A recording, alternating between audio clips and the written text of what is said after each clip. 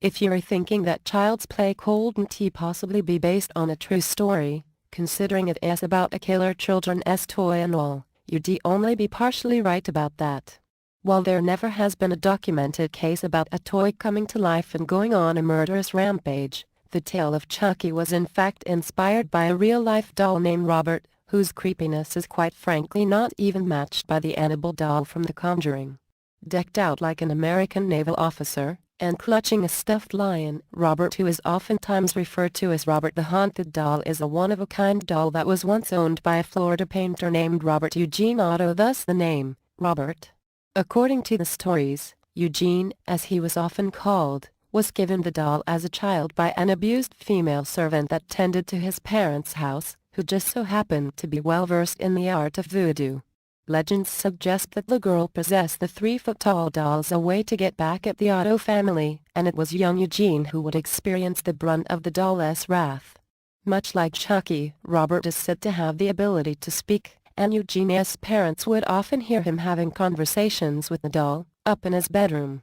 They would hear their son talking to the doll and then also hear responses back, in a completely different voice than Eugene's. Whenever strange things would happen in the house or misfortunes would befall the family, Eugene would always place the blame on Robert, convinced that the doll was the bearer of bad tidings. According to various reports from neighbors and family friends, Robert would blink, laugh and even walk around the house when the Otto family wasn't home, suggesting that the evil spirit the servant infused into him essentially brought the once inanimate object to life. Eugene's parents were quite often awoken in the night by the sound of their son screaming bloody murder, and Robert was always found at his bedside, taking the blame for knocked-over furniture and other devilish deeds. When his mother and father died, Eugene inherited the house and discovered Robert in the attic tossed up there many years prior. Eugene reportedly developed a deep connection with the doll as soon as he once again laid eyes on it, and his wife was so creeped out by it that she insisted it stay locked away in the attic. This didn't sit well with Eugene, who demanded he be let out into the house and given a room of his own. Though the doll stayed locked away in the attic, per the wishes of Eugene's wife, it nevertheless found a way to continue its reign of terror.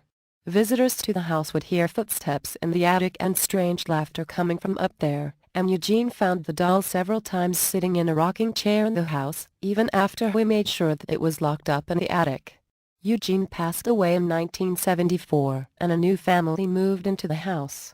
Proving that Eugene wasn't making up the stories about the evil doll, the new family's 10-year-old daughter experienced similar terrorism at the hands of Robert, claiming that he had made several attempts to try and attack her. Still to this day, the now-adult woman stands by these childhood claims.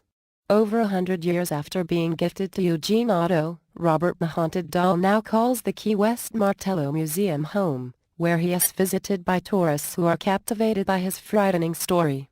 Even within the confines of the museum, behind a glass case, Robert still manages to terrify and bewilder, and several employees have reported that he has changed position overnight and in one case even had dust on his feet in the morning, suggesting that he was walking around when no one was in the building. When visitors try to take pictures of Robert, their cameras often malfunction and only resume working after they leave the premises.